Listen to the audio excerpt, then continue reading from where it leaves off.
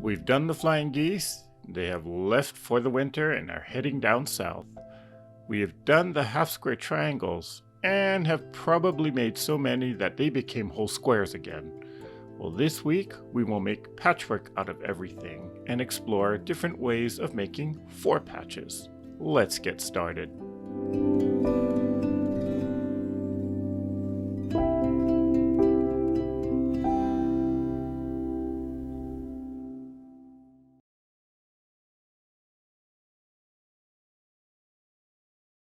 So before we dive into different methods of making 4 patch units, well, I thought we should dive into one method of constructing this block that doesn't require the use of 4 patches. It just requires a focus fabric. So I'm calling this the focus fabric method. So here we have our fabric requirements to do this, what I'm calling the focus fabric method. First of all, I'm choosing to use this print. Now I have used this print in one of the other blocks, but it's a nice print of a silvery poinsettia here.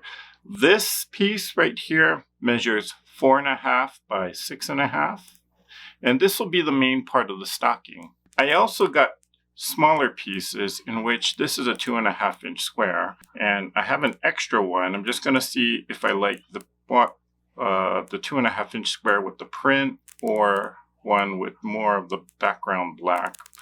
You only need one, but again, I'm going to test out both of these just to see which one looks better. Now, in terms of the background fabrics, here's what you're going to need. Here is a 2.5 by 4.5 inch rectangle, and you got a 2.5 by 6.5 inch rectangle here. I got two 2.5 inch squares of the background fabric, and for the cuff I'm using this turquoise colored where it's a 2.5 by 7 inch. Now you can vary the length of the cuff, just depends on how big of a cuff that you want, but I found that 7 inches works really good for this size block. Let's get starting to make this block. To make the top cuff, take a 2.5 inch background square and cut it in half. Then take the 2.5 by 7 inch rectangle and sew the 2 cut background pieces to each end of the strip. Take the 4.5 by 6.5 inch print rectangle and you will be snowballing one of the bottom corners with a 2.5 inch background square. The corner you will snowball will depend on which direction you want the toes of the stocking pointing. If you want the toes pointing to the left, then snowball the bottom right corner. If you want it pointing to the right, then you'll be snowballing the bottom left corner. Press the seam allowance towards one side or open, whichever you prefer. If you have a directional print, you may want to lay out the block before you start sewing all the pieces together. Start with the centerpiece, then add the 2.5 inch print square, which will be the toe of the stocking. You can then add the 2.5 by 4.5 inch background rectangle right above that square. Add the 2.5 by 6.5 background rectangle strip to the opposite side. Finally, add the cuff. Now I sewed the 2.5 inch print square to the 2.5 by 4.5 inch background rectangle first. Then I sewed the 2 side pieces to the middle. Then I added the top and bottom. You can sew the pieces together in any order you feel comfortable. I just found it easiest to sew them in this order. So here's the block using the focus fabric method. Now what I like about this method is you're using big chunky pieces. You don't have a lot of individual pieces to sew together. Because you're using big, large pieces, this block will come together, or using this method will make the block come together really fast. Now the look of this block heavily depends upon what your print is here. So select wisely in that case. What I don't like about this method is, number one, it might not be pre-cut friendly. Well, you can use a pre-cut, but you might have to use a layer cake or a fat quarter. You probably will not be able to use a charm square or a jelly roll strip because, again, this is 6.5 inches by 4.5. Now you could sew multiple jelly roll strips together, or you could sew a couple of charm packs together, but maybe not the most effective use of the fabric. And the other thing I don't like about this method, again, I'm a scrappy quilter. I like variety. I like different things in one block. This does not give me that. Well, I could scrap it up by using different background corners, or background colors, I should say, but yeah, that doesn't always look very good. So if you're looking for a scrappy block, this is probably not the method for you. However, on the flip side, if you need a quick block, or if you just want to get through these as quickly as you possibly can, this would be the method for you. Or if you have a print fabric that you really like and you want to highlight it in the block, this is probably the method for you. But since I like Scrappy, I'm more likely to choose one of these other methods. But before we get into that, let's take a look at different ways we can construct a 4-patch block.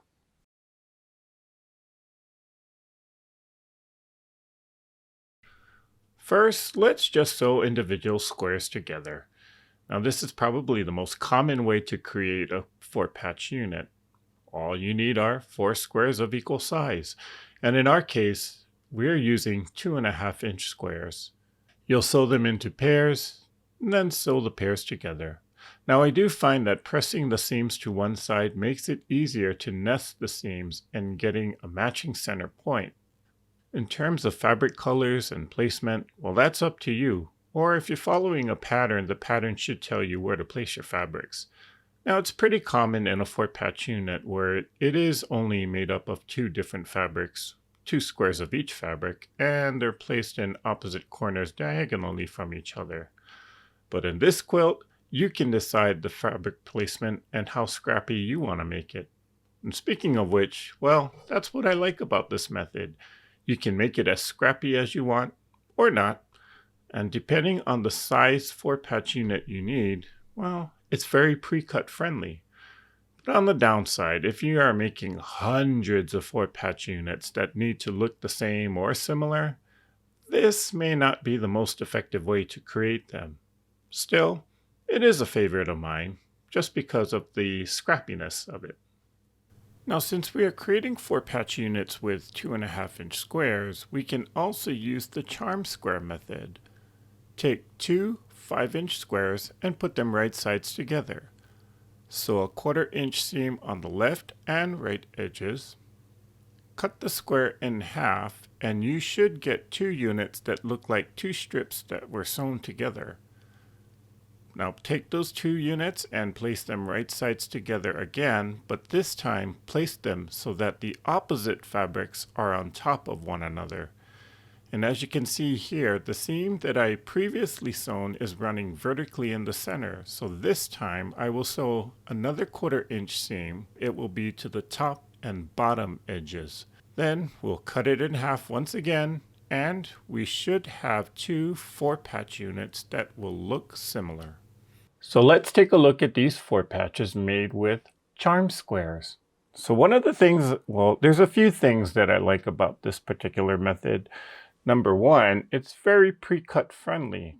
Remember, I started off with 2 5-inch squares, or 2 charm squares, and I got 2 4 patches. Number two, it's fairly easy to construct. The method's a little unorthodox, but once you get it, it's very easy to follow.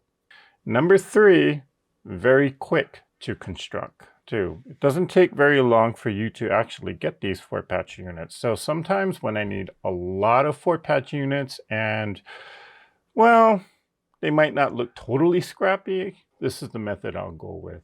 On that same note, if I'm going for a totally scrappy look, this might not be the method that I would choose.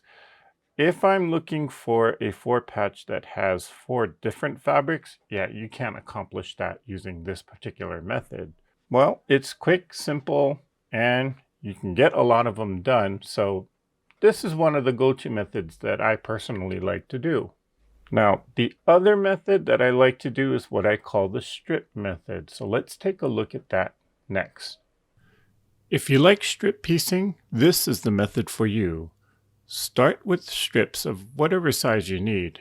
In our case, we need 2.5-inch wide strips. Now I cut those strips to 5.5-inch lengths, but you can use whatever length you need. Take 2 different fabric strips, right sides together, and sew a 1/4-inch seam down the length of the strip. Press the seam allowance open or to one side as you desire. Whatever size width strip you started out with, that is the measurement you will subcut the strip set to. So in our case, we started off with a 2.5-inch wide strip, so I will subcut the strip set to 2.5-inch wide pieces. Then take 2 of those subcut units, right sides together, and sew a 1/4-inch seam down the length of the unit. Be sure to nest the seam in the middle to get a nice center point. Now, one of the things I absolutely love about this particular method is, depending upon the combination of which fabrics you sew together or which strips you sew together, you can make this look either the same, similar, or totally scrappy, whichever you decide. So take a look at these two here. Notice that, well, although they're pretty much the same fabrics, all 4 of these within this 4 patch are all different fabrics. And these here, well, they're the same 4 fabrics, but they're not exactly the same block. And just notice that the position of each of the fabrics is slightly different. Well, especially on this end. You could also opt to have 2 the same, like I did here. Right? So the variety that you can get out of this method and the speed at which you can do it, those are the 2 big reasons why I like this method. Not to mention that it's also very pre-cut friendly. I was using 2.5-inch strips. You could realistically use any size strip that you want, just depends on what size 4 patch you need. Now, the bad thing that I don't like about this, let me think about that for a second. I don't know if there is anything bad that I don't like about it.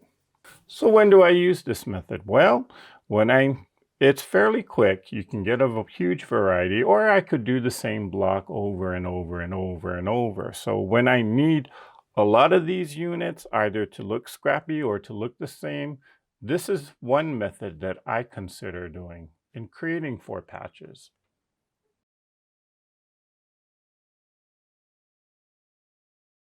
So now that we have our 4 patches all made, let's take a look at how we can use them in creating this block. So here is our 4 patch that we just constructed, and it measures 4.5 inches or a 4.5-inch square. Now, in terms of the background fabric, here's what you're going to need. So this is a 2.5 by 4.5-inch strip. We also have another strip that is 2.5 by 6.5. We also have a 2.5-inch square. And we have a half square triangle that measures 2.5 inches, but make sure that 1/2 of that half square triangle is of the background print. Now, in terms of the other print fabrics, we have a 2.5 by 7-inch strip here. This will be the cuff of the stocking. And we have 2 additional 2.5-inch squares of print fabric. Okay. So let's lay this block out and let's get this block sewn together.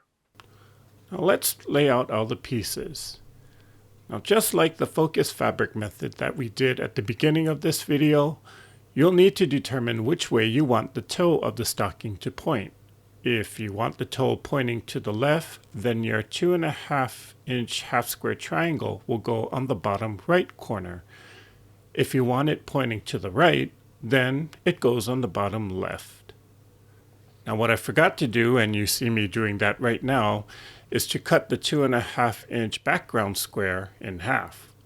We will sew these 2 cut pieces to both ends of the 2.5 inch by 7 inch strip to make the cuff. Okay, we're ready to sew the block together. So let's take a look at our block that we made using the patchwork method. So one of the things that I like about this particular method is just the scrappy look that you can get out of it. Now, do note that I do have repeating fabrics here, here, as well as here, but because they're not next to each other, it kind of looks like it, or it just kind of gives a bit of a scrappy vibe to it. I could have even made it more scrappy if I just totally used all different fabrics, but well, I'm happy with this because, again, I like the scrappy look. For me, a scrappy block, well, it just adds a little bit more interest to the block. Now, the other thing that I do like about this method is just the fact that, number one, it is pre-cut friendly. The whole basis of this is just a 2.5, either a strip or a 2.5 inch square.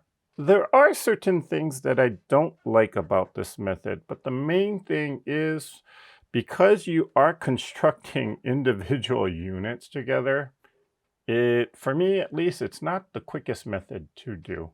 I mean, I like the scrappy look, but having to sew each of these individual units, then put everything together, yeah, that can take time. But there is another benefit to this, and well, you don't have to make a patchwork using just solid fabric squares like this. What if, instead of using a solid square, you use something else? Let me show you what I mean. So here is that same block, but instead of using solid squares, I used half square triangles. Now, for those of you who have been quilting for a number of years, you know that the half square triangle unit is probably the most versatile unit in the world of quilting. I mean, you can do so many things with it.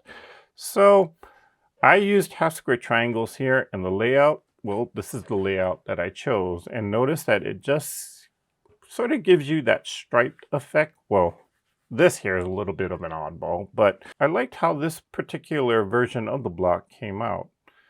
And notice that even up here, I didn't have one solid fabric. I just actually cut down little 2.5 inch squares into smaller units and sewed all of those together. The versatility in doing a patchwork block like this, I mean, you don't necessarily have to use solid squares like this. You could use half square triangles. I mean, the sky's the limit. Now, this block got me thinking about something. I created this block using half square triangles, but I'm curious how you would create this block. So here's the challenge. You're going to create this block, but you're going to come up with your own method. You can use half square triangles like I did here, or I don't know, maybe you want to use strings or strips. Just be creative and think outside the box. Create your own method or create your own look. That's the point to all of this. Should you accept this challenge, here's what you should do.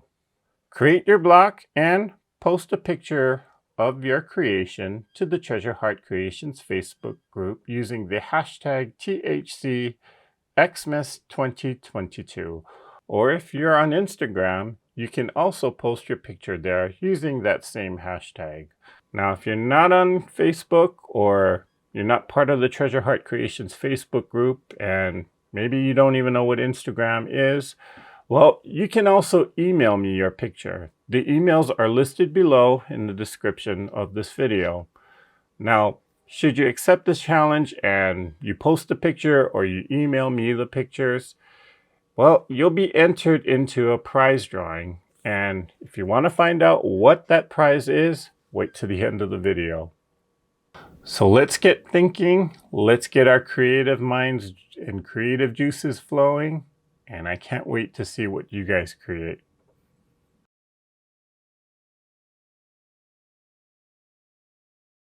So I got a question for all of you. How many of you out there like to do Scrappy? Or how many of you like to do string blocks or crumb blocks? you like the scrappiness.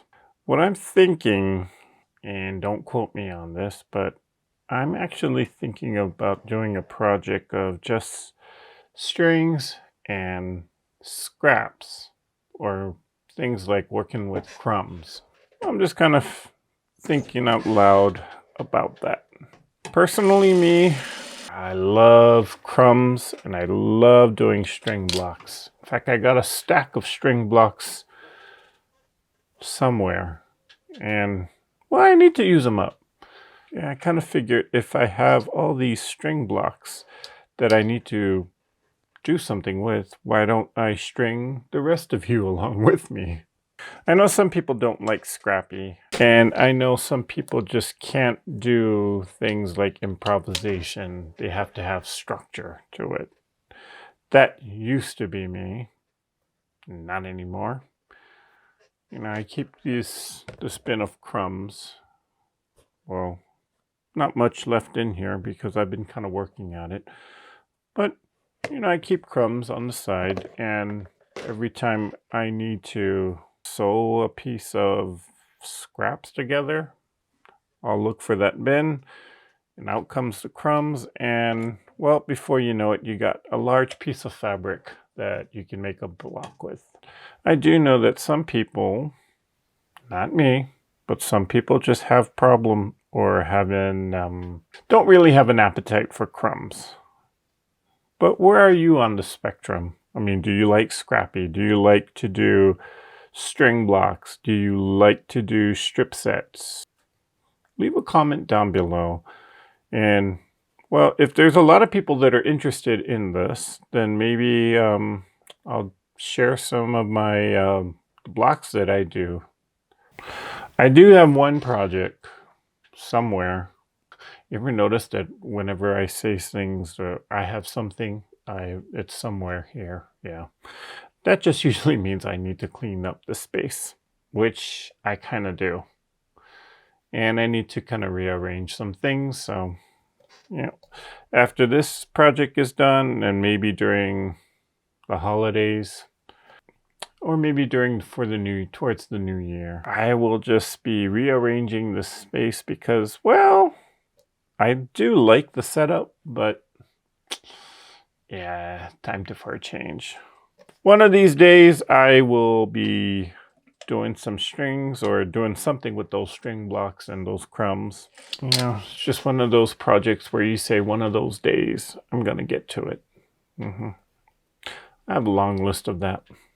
But yeah, I guess my next major project to get off the bucket list or the to-do list is that string, the crumbs, or do something with those strings and crumb blocks. If you guys want me to, or if you guys want to see the project on this channel, leave a comment down below and let me know if you guys like strings or if you like working with crumbs, because I certainly do.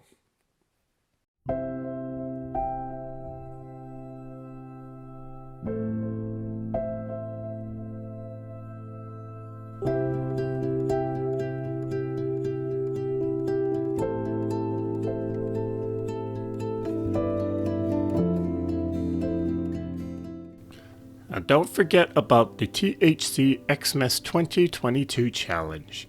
Think of your own method in creating block number 3. Are you going to use half square triangles or maybe use strips? Think outside the box and be creative. Now specifically for this challenge, you only need one creative version of this block. However, if you are making the entire quilt, you should still make a total of the 5 blocks. So one could be the challenge block, and the other 4 could be one of the methods that I explained here. Create your block and post a picture to the Treasure Heart Creations Facebook group or on Instagram using the hashtag THCXmas2022. Or if you prefer, you can email me the pictures of your blocks. Now, I know some of you are only watching the videos and not making the entire quilt, but if you want to take on this challenge and just make this one block, go ahead. All posts or emails must be posted or emailed on or before Friday, November 4th. The winner will be announced during the video for block number 5. And what's the prize? Well, it'll be a Hoffman jelly roll called Jingle Pop. So get your creative juices going, fire up those sewing machines, and we will see you next time with block number 4. Now go out and create something.